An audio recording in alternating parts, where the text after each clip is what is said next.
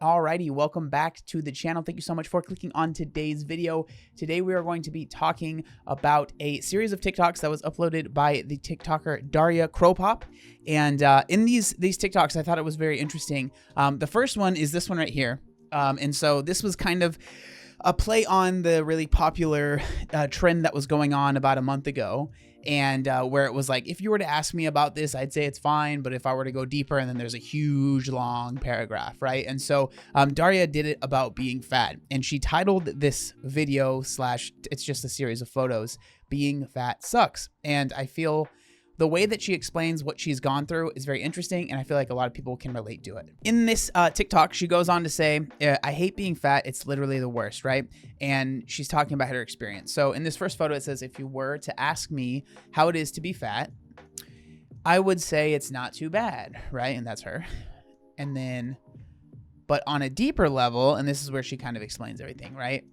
I'd say it's the worst thing that ever happened to me. It's so physically uncomfortable. Nothing looks good on me. Shopping makes me cry, and summer is torture. I have never been in a long-term relationship, and I always wonder if it's because of how I look.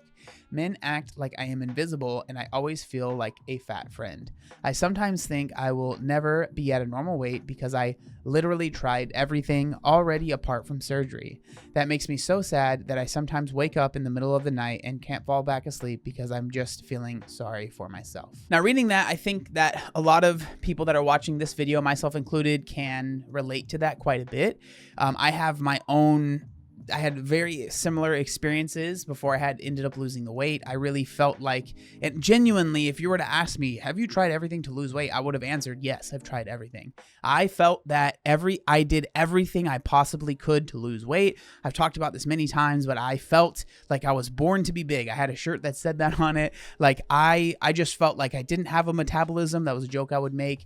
I eat the same types of food as my friends do, but they're literally tiny and skinny, and I am morbidly obese. Like, it just doesn't seem fair. And so, like, I truly felt very similar feelings, waking up in the middle of the night or just not being able to go to sleep because I was constantly thinking about the fact that, like, I wanted to be in a relationship. It was a really big thing for me. I felt like I would never find someone. And I think as I've it's been over a decade since I lost the weight, I've realized that I do think obviously some of that stuff was true. I think that I had a lot more limited of a selection pool of people that would be interested in me, for sure. But I think on top of that, and I think probably more importantly, honestly, that mentality that I had permeated my life, and it permeated my personality, and it made me, like, I was fun to be around, I think, on a surface level, but going deeper, I think it would be, for people that maybe weren't my best friends, it could be a little bit exhausting because I was like, for me at least, I was constantly putting myself down. I think in search of validation from outside sources. I'd say, oh, I'm just fat, whatever. And then hoping someone would say, oh, you're not that big, or hey, don't be mean to yourself. Like I would constantly put myself down to hopefully get attention and just like validation from either the opposite sex or just a friend of mine, whatever it might be, right? Like I was constantly kind of forcing people to make me feel better about the situation. And I'm not saying that she's doing this, but again, like I had very similar feelings, and in the moment I felt like, man, this is all no fair, and I'm so great to be around, and it's literally only my size that's making people not like me. But as I've gotten further away from that part of who I was, I can look back, I think, with a little bit of a fresher eye and see that, I wasn't all that, I had some issues that I think I didn't want to admit to. So it was just very easy for me to say, well, it's just my size. And obviously I was a lot larger than Daria is. So it's a little bit different, right? Now, obviously when that video was released, or that TikTok, there was a lot of people that had something to say. And so Daria actually made a TikTok kind of explaining how they ended up getting fat. And so I thought this would be something that would be interesting to listen to. So how did I get fat? Spoiler alert, it wasn't laziness. I know, shocking. So I was a skinny child. When I was 7 years old, I ended up in hospital for something, and the doctors were even concerned with my very low weight. But that changed once I hit puberty. Yes, amazing. I started gaining weight gradually, And also, I was growing up in like early 2000s where body standards were crazy. I'm sure you remember that very famous picture of Jessica Simpson and everyone was calling her fat cow. And I even remember watching Bridget Jones's Diary, like the first one, and thinking, oh yeah, she's fat. She was like 130 pounds. She wasn't fat at all. Yeah, it's crazy. Like, especially going from like seeing that when I was younger and seeing how that type of body standard is almost coming back around now. It is kind of scary. It's something I talk with my girlfriend about quite a bit because she had a kind of a similar situation where we talk about, she looks back at it, like thinking she was bigger when she was a kid, but she really wasn't, right? But it was just the body standards back then. And I know there's a whole nother conversation about the fact that like low-rise jeans are coming back and what does that mean and all of that stuff. But I think that at least right now, or maybe even a few years in the past, like the body standards that we had were probably a lot more healthy. You know, it's become a lot more normal. And I think this is a good thing for women to have muscle and to lift and all of that stuff. I think that stuff is really, really good. But I can understand that those body standards can definitely have a very negative impact on a young person as you're growing up, right? When I say I was starting gaining weight in puberty, it just means that I wasn't skinny anymore. I was still very, very slim. I was wearing size like extra small. I just had a little bit of more like cushion on the side, if you know what I mean? Mm-hmm. But I started getting obsessed. And then dieting came in. And, you know, the diets in the early 2000s, it was not that healthy. I remember my mom was on a diet that you just eat cabbage soup for all your meals. And this diet that for breakfast, you only had a cup of black coffee and 1 sugar cube. Healthy? I don't think so. So I started my first diet. Yeah, those diets back then were, they were something else for sure. And when I was probably like 15 or 16 years old, and that was a big mistake because after that, I was just insatiable. I felt so restricted for that. I think I was on it for like 2 or 3 weeks. Something just clicked in my mind and I was never the same. And also my parents, like, I think a big part of it too is that when you start trying to lose weight before you're an adult, right? Before you're 18, when your brain is still developing, I think like it's so hard for someone of that age to really understand like the reason behind why they should or shouldn't be quote unquote dieting or why they should be tracking their calories or anything like that, because it is so hard to like really look at the big picture. And so it's just so much easier to be like, calories bad, I need to not eat calories, right? And then you end up, so many people that end up, even if you do lose a lot of weight when you're an adolescent, the way that you go about it ends up being, for a lot of people, very unhealthy. Because it's just, how do I lose weight? Oh, you just eat less? Okay, well then I'll eat less and less and less and less and less, right? There's so many stories that I've heard of people that lost weight when they were teenagers, and they're like, the things that I was doing, I look back on now and I can't believe that I was doing those things, right? It led me into an ED. It led me into all these really negative things. And it's such a common thing. I'm not saying that like, you know, no kid should be, you know, on some sort of diet, but I mean, I think it should be regulated quite a bit for sure. I love my parents to bits. They're great. But I feel like all the parents at that time were making the same mistakes. I was always being told, oh, just be careful what you eat, blah, blah, blah. And also, we lived with a relative that was a bit of a bitch to me. I had a great childhood. Apart from that, she was bullying me since a very young age. She's my grandpa's sister. And I started like eating my feelings. And that's how it started. My binge eating journey, which, yeah, wasn't great for me. So let's recap. Starting on a diet and feeling very, very hungry afterwards, and discovering eating my feelings. And that basically, combination of 2 of them, got me to the weight I am now. It's not me being lazy. It's not me not knowing what to eat, because I've been on every diet you can ever think of. Eating your feelings away and like self-sabotage got me to where I am. Yeah, and I know that she keeps up bringing like not being lazy. I think that's one of those, I think that really is a big misconception when it comes to being overweight. Like obviously she's not insanely overweight, right? Like she's not incredibly morbidly obese like some people that we've talked about. And so there's definitely a different layer there. But I think like people, you just don't realize how, like if you're thinking about calories in, calories out, being in a deficit, being in a surplus, being at maintenance, like it is so much easier to eat in a surplus than it is to burn those calories. like eating 1,000 calories, you know, whenever I'm talking to my clients, like how easy is it to eat 1,000 calories, right? That's like really not that difficult at all for most people. To burn 1,000 calories, right? If you're just trying to try and do a workout to burn 1,000 calories, that's really difficult. Now, obviously you're burning calories throughout the day. And so it's not like you have to burn 1,000 calories in a workout or anything like that, but it's just so much easier to overeat. And even if you are very athletic and very active, right? You can still be overweight, even though you are doing, you know, you're moving a lot, right? And you may think, I got so many comments, oh my God, Daddy, you're not so fat. I am actually medically obese and we're gonna change that now. I feel like I'm giving this last chance. Also, if you want to join my weight loss journey, click the follow button here. And also, I have a Facebook group called Glow Up Pals. Go look it up and join. We're going to be sharing everything there as well. We're going to be motivating each other. I think we can do it.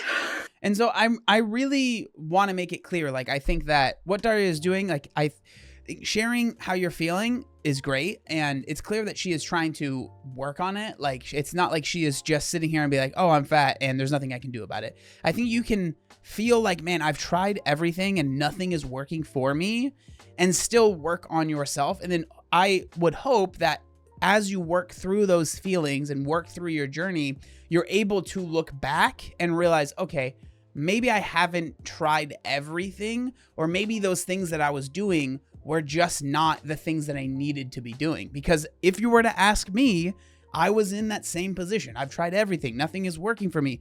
But that didn't change the fact that I still ended up losing all of the weight and keeping it off. So over time, I realized, oh, I thought I tried everything, but a lot of the things that I was doing was setting me up for failure, and those things weren't working, right? And so I think two things can be happening at the same time. This next series of photographs that she posted was her talking about all the things that she's tried to do to lose weight. And I just thought that these were interesting. So we'll go ahead and read these. So things I've tried to lose weight, but they didn't work, right? And so dietitian and meal plans. I've had 4 different dietitians and realized I really hate eating according to meal plans. I don't like to eat something I don't feel like eating at that moment. I know how to eat balanced meals and I love vegetables. Feeling like I'm being forced to eat something I don't like made me binge even more. And so this is, you know, this is something that a lot of people will definitely deal with. I think that, you know, I mean, if you are, as being a coach, it's like if you're going to end up saying, hey, I need help, I'm going to work with this person, I do think it's important to put that trust in them and be like, okay, I'm going to say,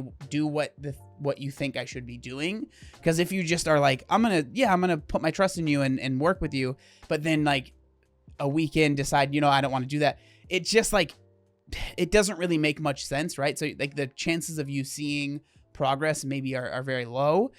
But I mean, I understand having those feelings of like, you know, I want to do what I want to do. But yeah, so dietitians and meal plans. Exercise. I'm quite active. I go to the gym and lift weights. I walk usually more than 10,000 steps a day. I worked with a physical therapist for a year. Exercise alone won't make you lose weight. And most importantly, if someone is fat, doesn't mean they aren't moving their body. I agree with that. Cutting things out of my diet. The dumbest idea. When you restrict like that, it's not sustainable in the long term and ultimately leads to binging. Moderation is key. That was one of the catalysts of my ED. Same with fasting and skipping meals. I think that's definitely can be true for a lot of people. I usually try to steer people away from cutting out, you know, complete macronutrients from their diet and stuff like that. I don't necessarily disagree with this, but again, obviously this is her experience. GLP-1 medication. So this is interesting. I was on Sandexa and then Wegovy, and both of them just don't work for me. I still was experiencing severe food noise. I was getting fuller faster, but was still thinking about food all the damn time. Lost a lot of money, which is definitely a bummer. GLP-1s are definitely something that work for a lot of people. We've talked about them quite a bit here on the channel, but you know, it's not going to be a one size fits all thing that fixes everyone. Right? Calorie deficit. This is the only way to lose weight. So I am glad to hear that, to see that. I know that. And when I stick to it, I am losing weight. Sticking to it is the problem. That's the problem for everyone. I am addicted to food. This is how I regulate my emotions. It's so hard when you are constantly battling your thoughts. Now, I like that she admits this, but also like, I think at some point when you are saying like, this is just what's true, right? I am addicted to food and it almost feels like there's nothing I can do about it. And it's just the only thing, you know, I think that it's good to acknowledge it, but it's not good to be like, I have no control over it, right? I do think that there is something that can be done, whatever that might be for the person, to not just be like, well, there's nothing I can do, because I think that it is possible to get through those feelings, especially if it's something that you really want, which it seems like it's something that she does really want, right? Therapy. I've been in therapy for years now. My BED is getting better, but I still struggle a lot. I am severely self-aware. I know what I'm doing and why I'm doing it, what to do to stop, but then I just don't. It's a constant battle. I've got so much unsolicited bad advice here. People assume I don't know anything or I haven't actually tried losing weight. My body isn't a problem. My mind is. If you've never been fat or struggle with an ED, you won't understand. I have lost over 20 pounds this year, and I gained it all back because of bad things that happened to me. I'm now addicted to food. That's how I regulate my emotions. It's also all about self-concept. I have been fat my entire adult life. I need to change how I see myself in order to lose weight. I agree with that. I'm going to try losing weight one last time. I will do it in a sustainable way. I like hearing that. Using goal setting method and trying to change my self-concept. I am not fat. I have fat. I like that as well. Being fat is not my identity. Agreed. If you want to join, and then she talks about her Facebook group that she is doing. Now, I think what she says there at the end is really important, is not seeing yourself as I am fat. I am a fat person, right? I think seeing yourself as someone that has fat on them, especially if you are someone that is not happy with your size. I think there's an argument. I know a lot of the fat acceptance people really like taking back that term. I am a fat person. I don't have a problem with being a fat person. That's great. If you want to go down that route, that's fine. But if you're someone that is trying to lose weight, I think re-engineering how you see yourself is really helpful. Like, yes, you have fat on you, but that's not your entire identity. That's not your entire personality. And it is something that you can change, really believing that. And that sounds silly, but if you have really struggled with your weight for as long as I did, or for as long as some of y'all have, I understand it's so easy to just be like, I am a fat person. That's just what I am. It's what I've always been. But if you start to think like, I have fat on me and there are things that I can do to make that change, that's really, really powerful. And this last TikTok is going to be, sadly, some comments that you see on people that kind of talk about their weight loss journey. People are just, I don't know. People are just rude, you know? But it says, POV, you try to be vulnerable on TikTok about your weight struggles so other people don't feel like they are alone. And then some of the comments, right? Do you honestly just think that fat people just sit here and complain that they're fat? Yes, I do. This DM is crazy. Stop making excuses for being a fat F and actually eat in a caloric deficit. Effing sick of weak ass people like you making stuff instead of doing it properly. It's always the fatties as well. Excuses always instead of the work you have to put in. Fat ignorant Fs. Now, there is no one that can convince me, oh, this person is just like, they care and they just want you. No. This person is just miserable, and they genuinely probably think they are better than fat people because they're not fat. And so they're allowed to message these people because I have more self-discipline and I can tell this person what to do. There is no one that can convince me that someone sending a message like that is like them trying to actually help. No, that is someone that is just being mean for no reason other than they think it makes them, they feel that it makes them feel better and that they are better than that other person. There's more comments, but I don't think it's necessary because I think that kind of gets the gist of it. But I think like comments like that, they aren't really helpful. I think that there is a conversation that could be had about, you know, someone that is bigger and their relationship with social media and how that can make things harder or make it easier. I always, as I've said many times, I'm always like, I like seeing people work on themselves and try and lose weight, but I'm always just like, damn, I really hope that social media doesn't make this thing that's already difficult even more difficult for this person, because, you know, it can be really nice having that like group around you that you feel like is kind of doing the same thing. But once those negative comments and all of those kind of rude things start seeping in, it can make it even more difficult. And then on top of that, you start to, those people that it felt like they were there to support you, now you feel bad when you're struggling with your weight, and then you don't even want to show up for them because you feel bad about not losing weight and not being an inspiration for them, right? And so, I don't know, it's really tough, but I just wanted to share that. I thought it was really interesting, and I felt like a lot of people would be able to kind of relate to similar feelings. Whether or not you agree with everything, I think that there's a lot that you could, see yourself in. I know that I did when I was bigger. So I just wanted to share that. Let me know what you think down in the comment section down below. Thank you so much for watching, and I'll see you next time. Peace.